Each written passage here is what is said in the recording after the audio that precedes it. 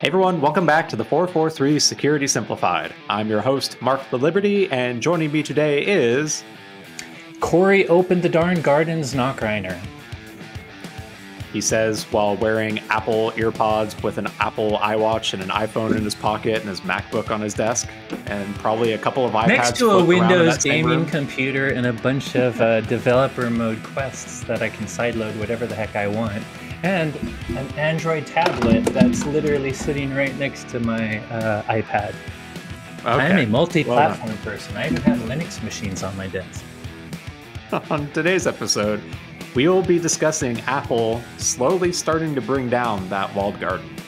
Before that, though, we'll cover a pretty sizable information breach at Mercedes-Benze and a series of vulnerabilities affecting a popular remote access product from Ivanti. With that, let's go ahead and, wall climb our way in. Yeah, sure. Yeah. Or sledgehammer on in. Sledgehammer through the wall. Mr. Tim Cook, tear down this wall. As an aside, while I do have two real Linux servers, the only reason what I said was accurate was my Steam Deck, which, frankly, while it's a Linux computer, it's not really the Linux computer most people are thinking about. Nope. So let's start today with a story involving some what's turning out to be pretty high-profile vulnerabilities, at least in terms of like the attention they're getting and some of the impact or attention they've been receiving from government agencies like CISA even. And the story all kind of starts on January 10th, where Ivanti disclosed two vulnerabilities affecting their Policy Secure and Connect Secure appliances. First one was CVE 2023-46805, which was a authentication bypass vulnerability in those products. The second one was CVE 2024-21887, which was a command injection vulnerability in those products.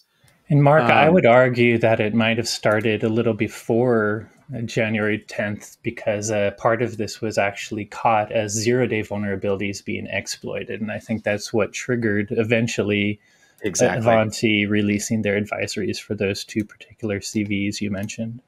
Yep. So it was originally detected as a zero-day under active exploitation by a suspected Chinese-based threat actor. When those two original vulnerabilities were exploited together, it basically gave an unauthenticated attacker full code execution on the underlying system. Yeah, basically one was access without authentication, and the other one was privilege elevation to administrators. So those were the two ones afterwards that on the 31st that they disclosed also. So I guess if you're not familiar real quickly with Connect Secure and Policy Secure, Connect Secure, it's a client SSL VPN appliance. Oh, look, macOS still does the fancy little thumbs up emoji thing. And Policy Secure is a network access control enforcement solution. And both are, by nature, typically exposed to the internet, especially the Connect Secure appliance, because it's a VPN endpoint. So along with that original advisory on the 10th, with the first two vulnerabilities, they published a XML file that administrators could import into their affected products, which partially mitigated the flaws with a trade-off that it kind of degrades some of the other functionality on the devices. As you just hinted at, on January 31st, Ivanti published a software update mitigating those issues, and they disclosed those two additional vulnerabilities, one of them being a privilege escalation flaw, and the other one a server-side request forgery vulnerability. So 4 in total now that they've resolved. Along the way to that, though, on January 19th, CISA published an advisory, actually technically a, what do they call it? Not an alert. Emergency directive? Mandate directive, that's the word. Requiring agencies to immediately implement Ivanti's mitigations no later than 3 days after the fact, so January 22nd. They also required agencies to immediately download and run Ivanti's external integration checker tool, and required them any agencies notify CISA and remove those compromised products if they find that they were compromised. So that was CISA's first notification on the 19th. And then just on the 1st of February, so after on the 31st of January, alongside Ivanti's product releases, CISA immediately published a supplemental directive that required all agencies that use Ivanti's products to immediately disconnect all of them from their networks, back up the configuration, factory reset them, upgrade the firmware, rebuild device, and re-input the configuration that you backed up no later than February 5th, and then report that back to CISA, proactively report the status back to CISA. So from a government perspective, like CISA is taking this extremely seriously. And they've got authority, I guess, under a section of the US code that grants the Department of Homeland Security, and by extension CISA, the authority to issue these emergency directives to federal civilian executive branches and other government agencies. And they definitely came out guns swinging with short timelines on these to address the flaw, which makes sense because they even noted that basically you should assume that the device is compromised by this point if you have not already mitigated it or installed the updates or reviewed it yourself. And we've said it repeatedly, these kind of remote access or VPN flaws they're like highly targeted nowadays, and any sort of gateway that does remote access or VPN. So a side tip is just, whether it's a WatchGuard Firebox, a third-party network device, a Cisco VPN filter, which is a botnet from back ago. If you have VPNs, whatever vendor you use, hopefully they have pretty good secure code. Like we have no known VPN issues to worry about now, but we've patched some before. So definitely pay attention to any vendors you have that provide VPN and remote access. And I'm sure we'll talk about other mitigation, like avoiding only publicly, like full internet exposure of VPNs or remote access should be limited. And for things like VPNs that might require it to be exposed, you do have to patch, but you should also maybe add other mitigating factors like MFA or some additional authentication before people get to the page, even if possible. Yeah, it's tough because like these devices, they're supposed to be exposed to the internet. That's the whole dang point of it. Yep. And that's why these vulnerabilities are so critically sought after. Yeah. And by the way, even without a vulnerability, it's good to know that credential theft and stuff is very big too. So as you're talking about something that has to be exposed, even if there's not a vulnerability, it's why identity security, MFA, really strong factors, adding hardware factors to your MFA or push authentication with things like AuthPoint, very important too, because even without a vulnerability, these remote access points, to your point, Mark, of just being designed to be public are always kind of a obvious way in. I'll say that even though CISA's advisories were specifically orders to federal and government agencies, if you are a customer of one of these devices, you should still follow the exact same guidance that are in these advisories, these alerts, because it's genuinely good recommendations. One of them being assume any domain credentials that you've used with these devices are now compromised and take steps to basically reset the passwords and revoke Kerberos tickets and do everything you can to protect those or revoke access those accounts may have given.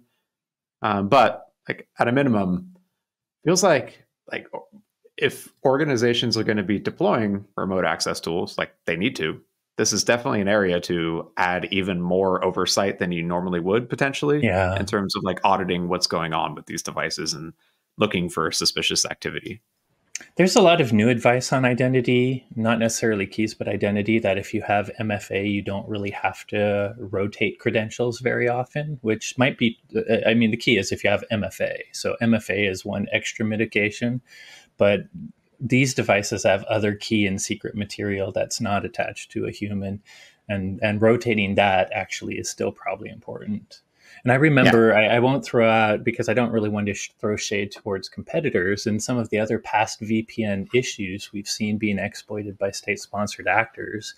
A well-known next-generation firewall company had a big vulnerability, but it was fixed years before the exploits started happening even more. And part of it was they were even getting into devices that had the patch for the flaw that originally let it in. And I think that was one of the times it made clear the point you're trying to say. What happened is they got in long ago and they stole all the secret and key material. So even after you patched, if you hadn't rotated the keys, they had the new way in. I mean, they could get in. Yep. So it's very important to remember, like, even if you patch a big vulnerability, if someone did use it during the time period, the vulnerability window, super important to rotate all that secret material. 100%. So if you are an Ivanti customer, make sure you check out their advisory. SysA's advisory is pretty useful as well, too. Quick aside, if you're a WatchGuard customer, our patch management module uses a Ivanti-owned SDK, but it is not affected by any of these vulnerabilities. These are specifically in their remote access products, not in that SDK. So we're good to go. Moving on. So the second story I wanted to chat about, a bit of a short one, but I think it highlights some weaknesses in software development that still continue to go overlooked. So this starts where researchers at the attack surface management company Red Hunt published a blog post last week describing a data leak they found involving Mercedes-Benze, the automobile manufacturer. I guess Mercedes has made other things historically. Didn't they make a bunch of tanks for Nazi Germany as well, too? But present day automobile manufacturer and Formula One team. Is that why you prefer Audi? Is it because of that past not so Pretty sure Audi is. I like Mercedes now, but I'm glad. I don't know if I support anyone helping Nazis make tanks. Modern Germany, I'm sorry. Mitsubishi, they make tanks and great TVs and somewhat questionable automobiles. So everyone's got their hand in the war machine cookie jar, but that's not what this story's about. So Red Hunt started their analysis when one of their internet scans identified a GitHub token that had been leaked by a Mercedes employee. Through their timeline, they said the token was uploaded to GitHub on September 29th, 2023, and it was discovered by Red Hunt on January 11th after running a routine data leak scan across GitHub. And then through their analysis, they found that this token gave basically unrestricted and what they called unmonitored, which I'm not sure how they validated that, but unmonitored access to the entire source code space hosted on Mercedes-Benz internal GitHub enterprise server. Yeah, that unmonitored, can we pause there just because it's weird, and I don't know if we were planning on talking about it in the discussion part of this, but a token, there should be an audit log every time it's used. And I think one of the most important things a SOC does isn't just to make sure that everyone has strong identities, it's to occasionally audit logins from privileged identities. And even if you're not monitoring real time, you should at least have audit logs that you could forensically go in history and look at. So do you think there's a little shade being run there on the audit? I mean, the unmonitored, it suggests that either the audit logging wasn't enabled or found, or more likely that they're saying that there was no SOC, there is no actual monitoring of security logs or audit logs going on at all. I'm We're speculating, by the way, audience. Total speculation. And I have to imagine Mercedes-Benz, as a multi-billion-dollar company, has a SOC or at least a service proactively monitoring activity for them. I think what they're getting at was... That's my question, though, Mark. It's like you and I do the same. I do the same and say, enterprise, big money, they must at least spend a little bit on security. But I'm wondering do some of these big organizations we just assume have the money don't actually have a SOC? I don't know. I don't know. That's why I'm opening up the speculation. I think we're both saying that even mid-sized companies nowadays, we're at the point where it's more about cyber resiliency, which is just a marketing word that's a buzzword that's you're going to get hacked one day. No matter how good your defenses are, no matter how diligent you are in security, a big part of cybersecurity is more about detection and remediation when something does happen. The whole idea of cyber resiliency is not trying to have this arrogant thing that I can prevent everything.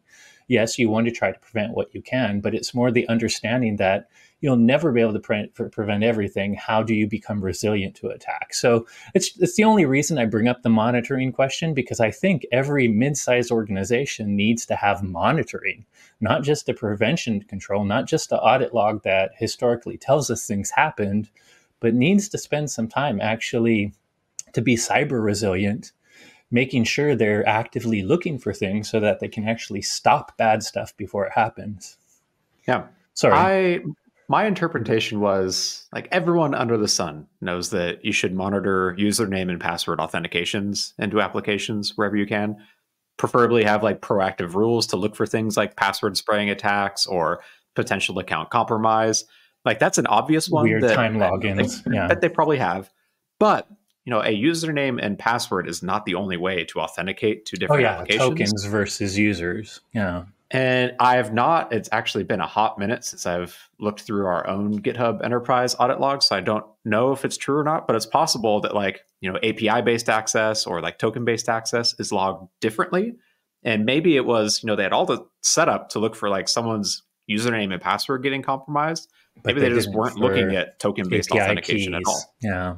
Yeah, Tokens. that could be where it Although, came I from. mean, that's the practical takeaway. Whether it's in a separate place or maybe the audit log's the same, it's just not a user, not the same, in the same place, but a different audit log for a token. I think the key thing here is if your guess is correct, and I think we realize this at WatchGuard because we're starting to pay attention to what do we call them, service account authentication. Which sometimes, I mean, service accounts can use they can look like a user even though they're a service account, but some service accounts will have tokens or certificate logins. So I think the point you and I are both trying to make is wherever that is logged, whether it's with the users or not, it's probably even more important to pay attention and audit your service account logins and any automated API logins that just happen from the different processes going on in your organization. Yeah. I mean, let's keep talking about it for a bit because there are 5.5 different ways to authenticate to GitHub. You have username and password, which is hopefully backed up by some form of multi-factor authentication, whether it be the app or text message or whatever. They've got passkey, which is that new like FIDO standard-based method of authentication that some services are starting to adopt. You can authenticate with just a SSH key, which doesn't necessarily like it. The authentication itself won't have multi-factor authentication. Hopefully your SSH key is protected by another password locally, but that's one way to bypass MFA.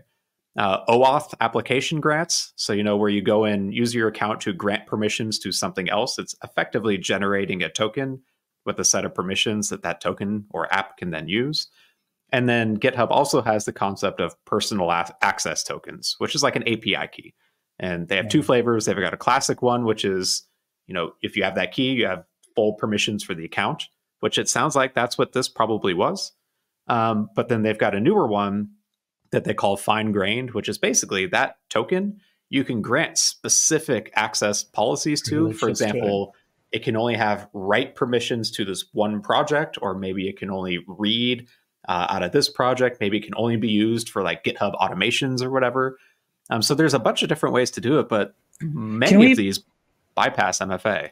And that I think is the key issue. Like the only one that many companies are considering you should have MFA on is username and password. And I think that's entirely wrong. Now, let's put aside session cookie tokens or there's a type of token that holds on to a session after the authentication, which is its whole other bag of worms. But let's leave that aside. To me, a pass key, a SSH key, those are factors of authentication. And I like passkeys because I will argue that, forget the MFA yet, different factors of authentication have different strengths, in my opinion, right?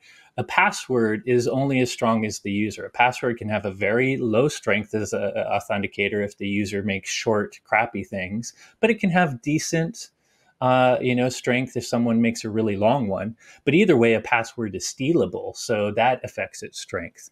A digital key, that by just in its natural form is a little higher of security, just because that key has a lot of randomness. It usually has a public-private separate part of it. So a digital key might be a stronger factor than the password, but stronger doesn't mean foolproof. A biometric has been considered stronger in the industry for a long time than a password, even though we're finding all kinds of trivial ways to bypass biometrics. And some people are even arguing deepfakes are going to help pass biometrics even more. But like a passkey, a fully hardware-based factor is a very strong factor. So I'm not arguing things like passkeys are cool factors to add, But I think my point, and Mark, you probably agree, is no matter which of these factors you use, every factor can be broken. Like we've proven, they have vulnerabilities. Right now, passkeys are very strong, but say there's a RSA level attack and someone steals the keying data or the seed data for all the different private keys that are associated with some FIDO-based authentication. So I feel like the fact that a lot of vendors say, okay, we have MFA, we'll do strong security for username and password, but let's just do passkey. And when you're doing passkey, that's good enough. I disagree. I like passkey, but I think passkey should be combined with other factors for MFA.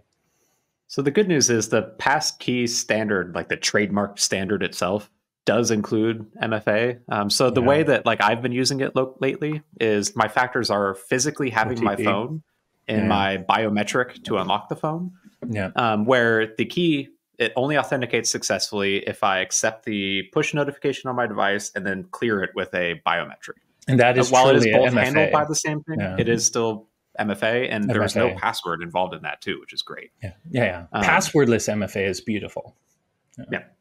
But I think the big risks, in like even in GitHub and other similar services, are like API keys and SSH tokens, where they typically don't have a good set of eyes. In this case, it sounds like they were completely unmonitored.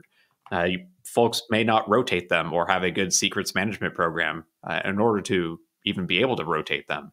And so if they do get compromised, it's just as good as having a password, and potentially even better because there's no MFA, and it's probably not going to get caught or rotated by the owner of it. So I hope that like this is a high profile enough news story that it's a bit of a wake up call to any like software developers out there to go revisit your non-password based key material and see what you can do to secure it or rotate it. By the way, I probably forced you into the discussion before we finished all of the story. There's one other thing that I don't know if you want to talk about, but I have an opinion on for a discussion, which is the fact that Red Hunt coordinated with TechCrunch before the actual Mercedes as part of their disclosure process. And I'll go straight into my opinion. I feel like there's a little bit too much of crappy researcher media exposure going on here.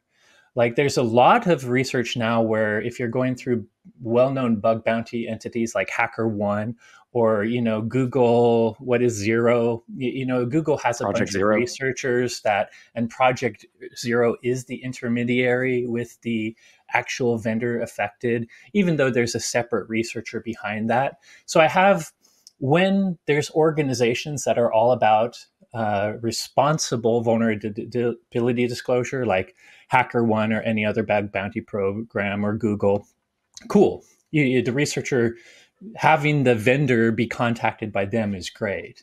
But the fact that they did TechCrunch, to me, it's like they were looking for media attention right away. I don't know why. I don't know if TechCrunch is suddenly deciding that vulnerability disclosure, like are they going into bug bounties? Why did they contact TechCrunch before contacting Mercedes? And I think people that have listened to us for a long time, I respect responsible researchers. I respect the people out there that are finding vulnerabilities and helping companies fix it. But I have a little bit of it feels ulterior motive to use TechCrunch as your intermediary, in my opinion. So my initial reaction when I saw that was, okay, you know what? I understand. So Mercedes-Benz is a massive company, and it can sometimes be difficult to get a hold of someone at a massive company if there isn't like a well-documented way to get a hold of them. And so maybe you lean on someone that can get a hold of them. TechCrunch is at least well-regarded or at least decently large tech publishing company.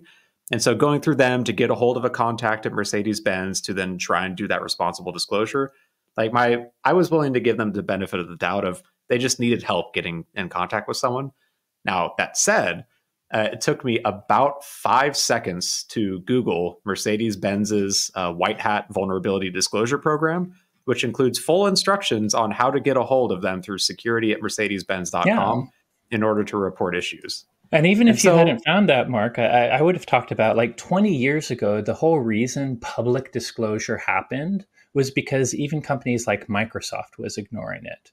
So I understand the argument because if in the past, I understand the argument because people like Microsoft were ignoring it and others like Oracle. So you had to actually call them out publicly in order to get them to respond at all. But I would argue today that's not the case. Companies are hungry for it. Smart ones are transparent and quick about it. And you can almost always find a place to report things. And even if you report it to PR, I feel like a true white hat researcher would send it to the company first and give them at least a week, if not 15, 30 days. And after non-response, to respond. And after non-response, then go to TechCrunch. Then I 100%, like if you have someone in this, a company in this day and age that is not responding to good security reports, that is a bad company that should be called out. That is a very bad security practice. So I get it then. But every time there's a Travis Ormandy is a Google researcher that does this often. Oh, Microsoft doesn't care, so I'm just going to do it. Microsoft cares. They've made it obvious the past 10 years that like maybe they care more for financial reasons than security reasons, but either way, they respond to security researchers. So this argument that we have to do it because they're not going to respond or we don't know how to tell them, it just feels hollow today.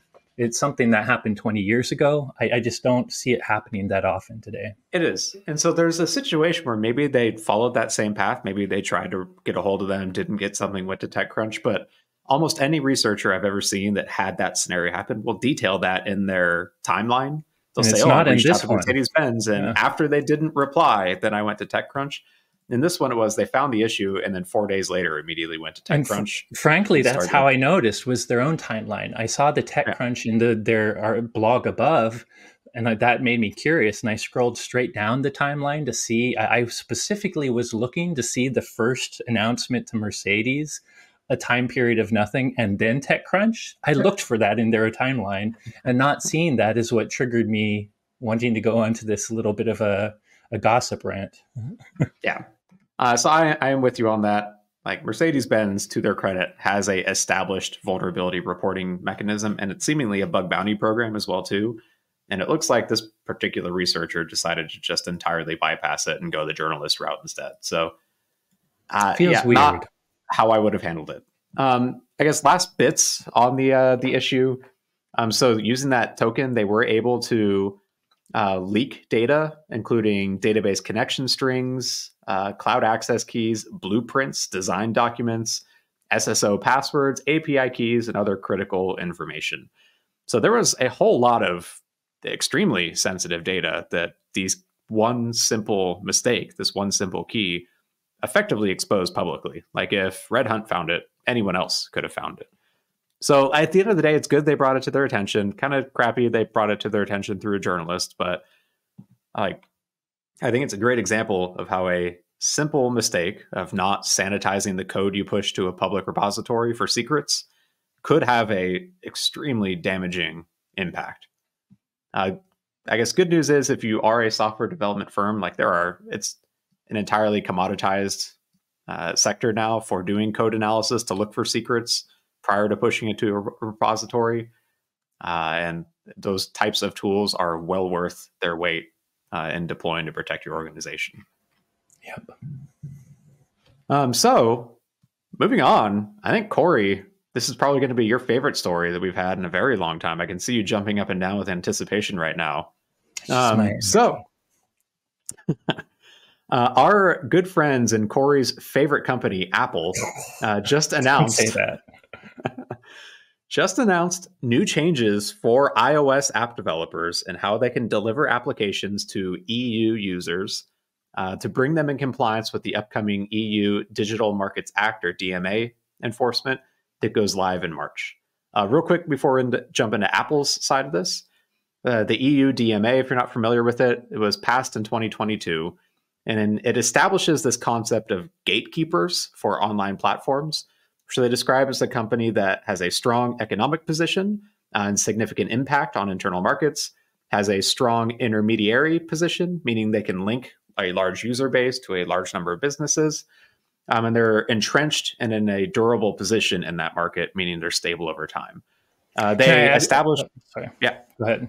I No, said, if I were to simplify a tiny bit, if we often talk about big platforms that have software for lots and lots of people. There's open gardens and closed gardens.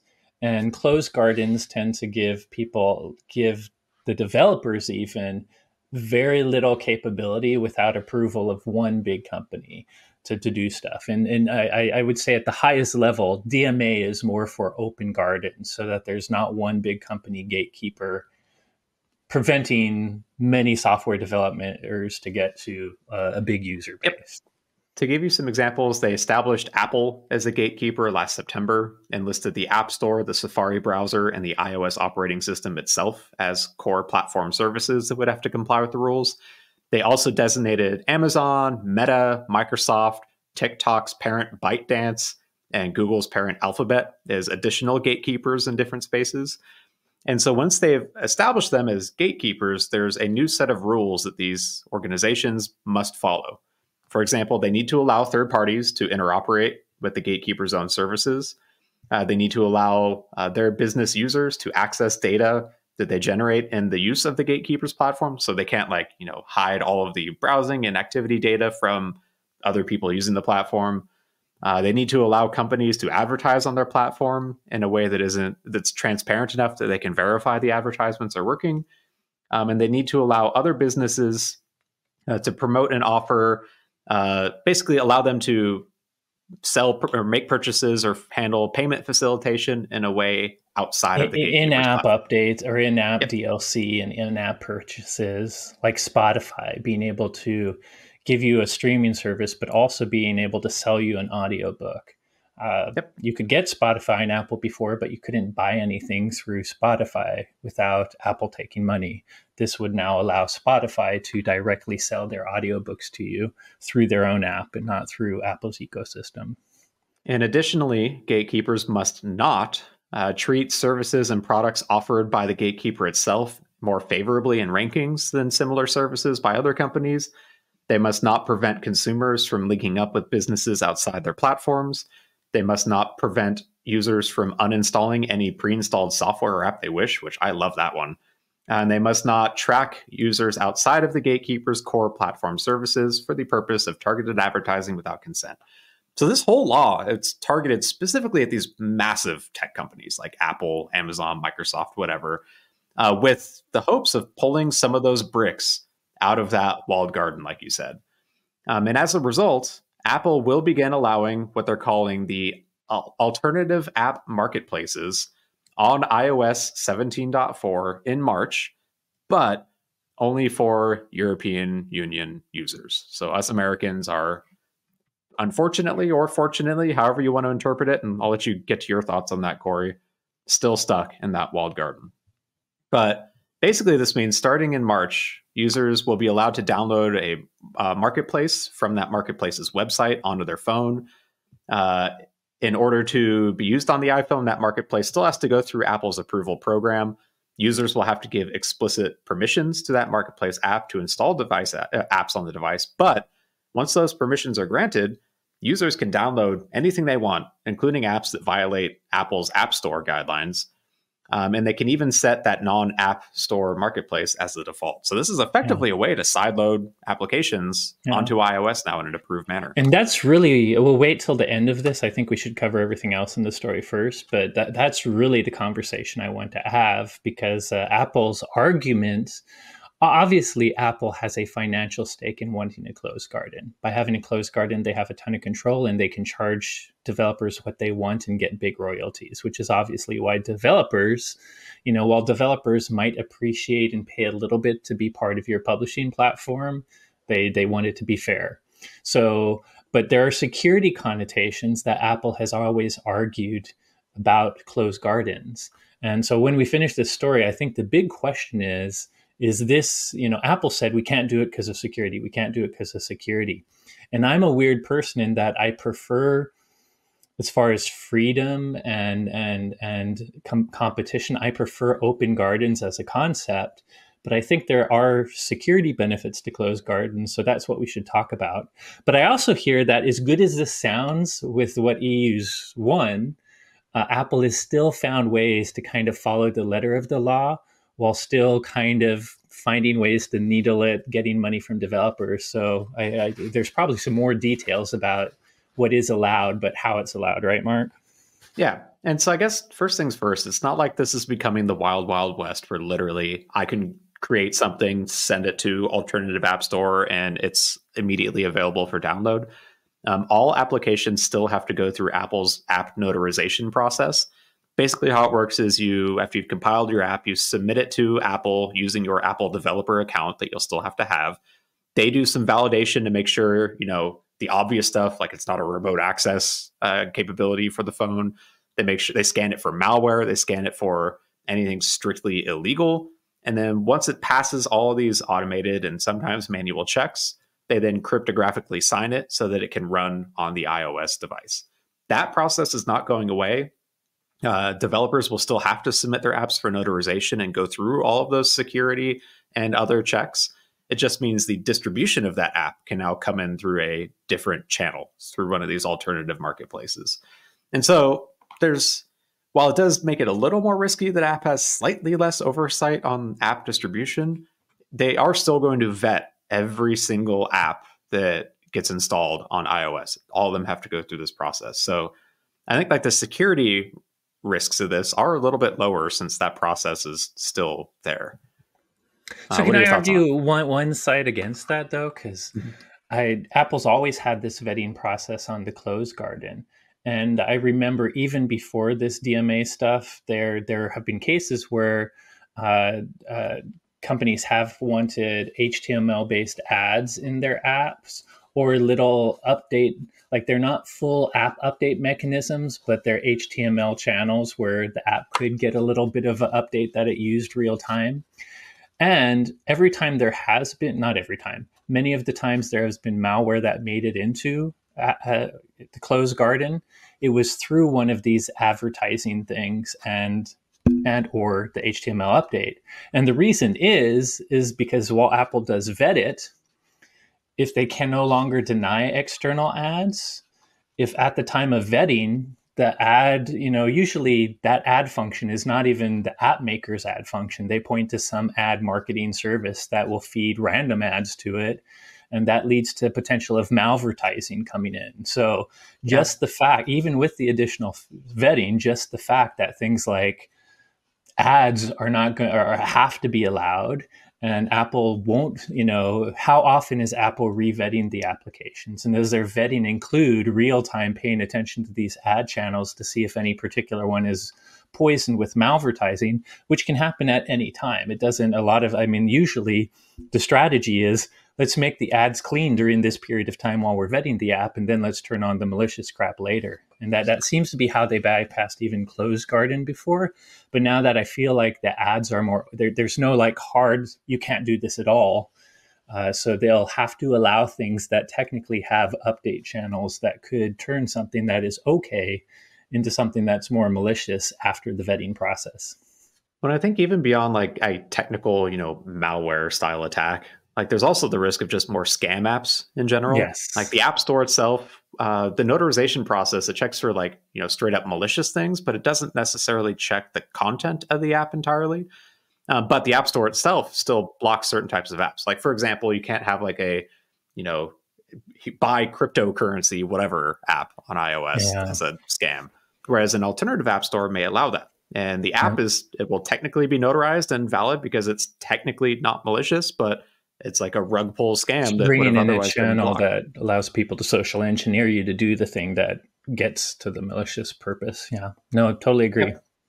Yep. So there's actually a few more security related items that change too. But before that, there's a few just monetary items that Apple's changing, including allowing developers to use alternative payment methods as well too.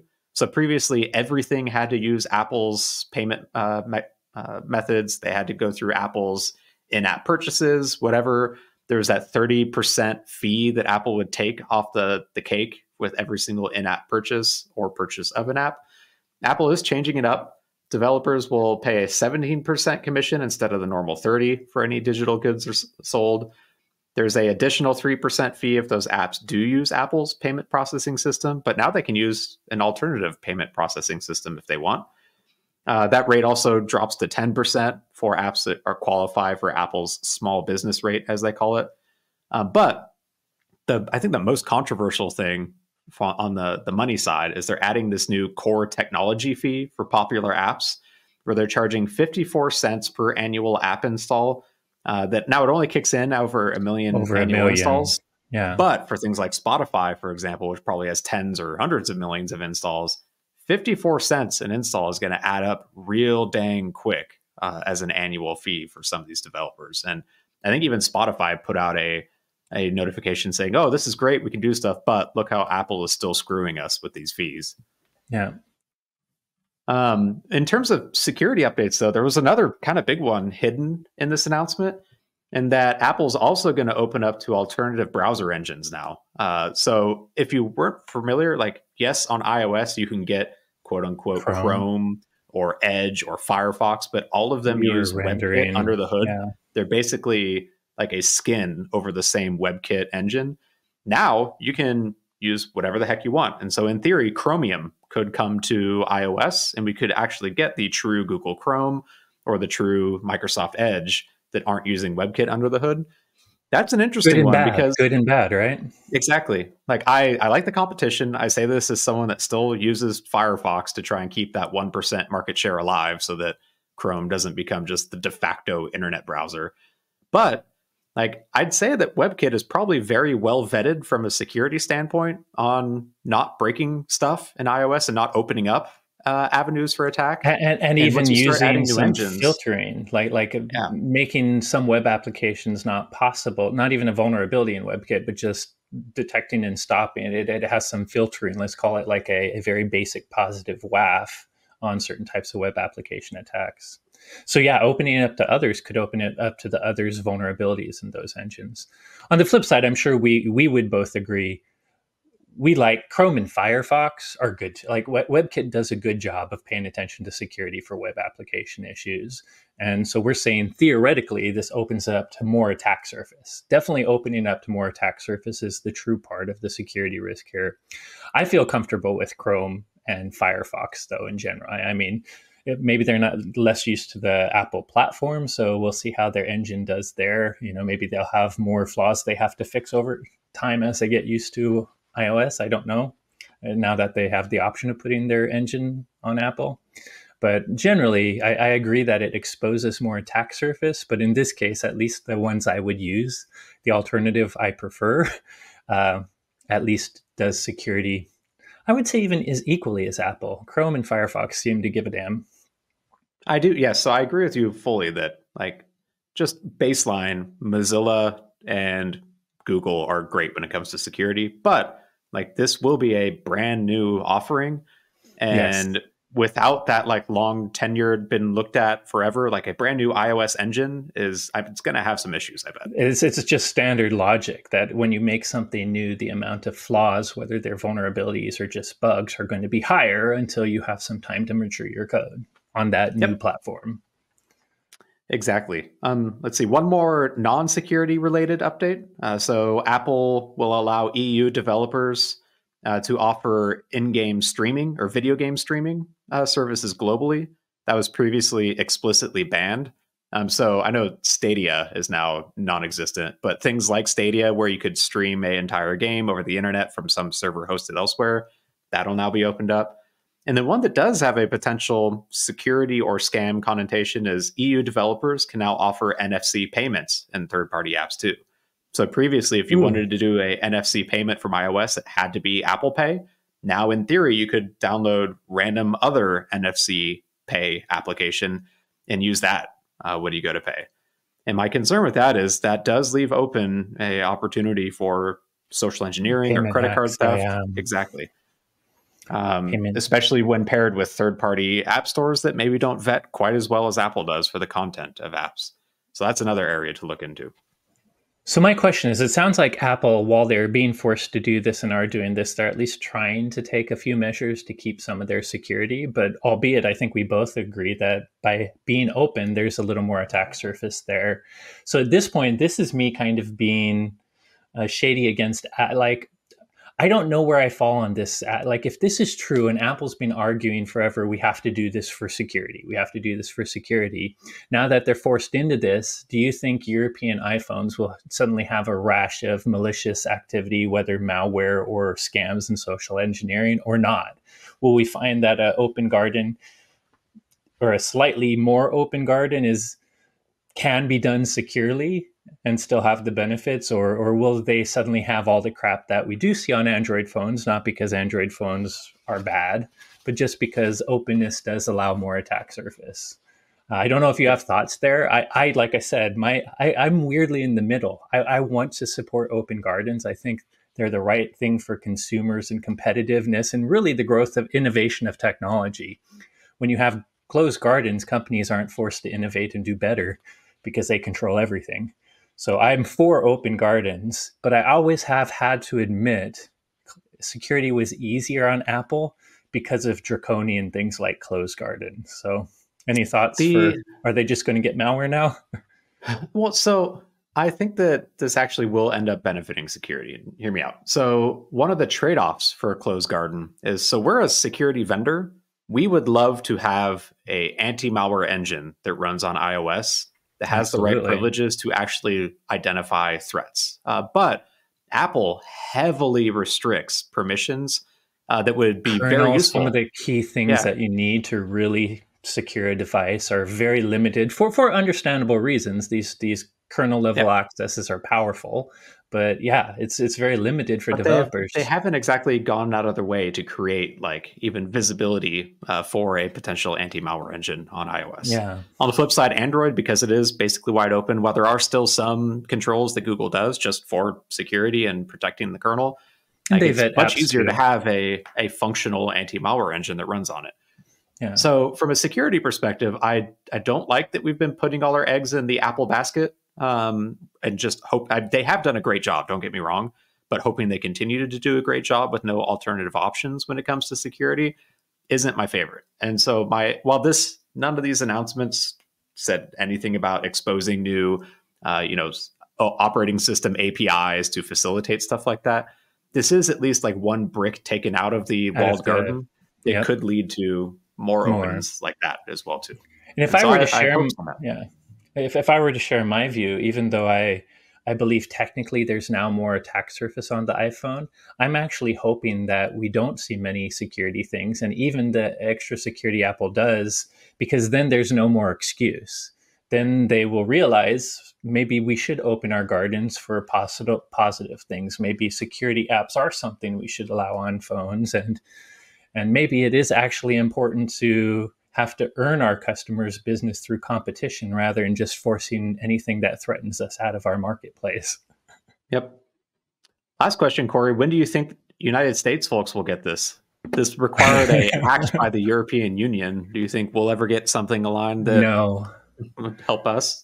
We should have had our version of GDPR 2 years ago. And until we get that, I don't think we're going to have something that I feel like Europe is trying to open gardens. But right now, the U.S. government, well, maybe not. Some parts of the U.S. government that stubbornly are blocking things are trying to give more power and tax cuts to businesses. So I think I might want to have to buy, like we've talked about, a European iPhone with a US SIM card to see if I can find some way to get an open garden here in the United States. I wonder how they will restrict that. Will it be based off the device? Will it be geolocation or device? Will they check to make sure that like the SIM card is also European? They're Apple, so I feel like they will. I mean, they put a chip in their darn cables just to make sure that they get Apple licensing fees on third-party cables. They're the biggest a-holes in the world as far as making it hard to use standard things. I'm surprised. I mean, even the USB-C, which I finally love in my iPhone, is because they were forced to do it by a European Union, not by the United States. And So I'm also a little annoyed that the USB-C they put in there is the slowest specification they I know possibly it's could. not even, yeah. It's not even full like USB 3.3 or whatever They the don't latest one care is. about the consumer that much, other than getting you to love their market enough to get in. What they care about is driving money from you to them for a long period of time, making things sticky to them. And annoyingly, it is But they make good massively stuff, successful for unfortunately. them. Yeah, they're Yeah. good. They make good stuff. Yes, Let's they not do. even get into the Apple Vision Pro. Which I'm sure you've already got pre-ordered. No, I did. I did not. And I'm a VR Oh, lover, and I wanted to pre-order it when it interesting. was announced. I would have even paid that amount of money, but I think it's going to be floppity flop flop. Dang. Wow. Corey found an Apple Their product that he does third not like. version of it will be fine, but this version of it is not going to have AR or VR. It's a Oh, nice movie screen for airplanes that you paid way too much for. oh, that's super dumb. That's my Well, feeling right whatever. now. Maybe one day they'll actually have some real VR and MR apps. And maybe then we can sideload them as well too, thanks to the European Union. That'd be nice. Either way, though, this year is going to be an exciting year for iOS, at least for European citizens. I am eagerly awaiting March when this change comes through, and then watching to see what this actually brings. Yeah. And Well, it I hope it changed does end up security. with changing security for the better, but I'm Yep. sure there will be some hiccups on the way. Hey everyone, thanks again for listening. As always, if you enjoyed today's episode, don't forget to rate, review, and subscribe. If you have any questions on today's topics or suggestions for future episode topics, you can reach out to us on Instagram at watchguard_technologies. Thanks again for listening, and you will hear from us next week. I can't wait to see Mark's TikTok dance video to advertise the 443. I will never install that app on my phone ever, as long as I live.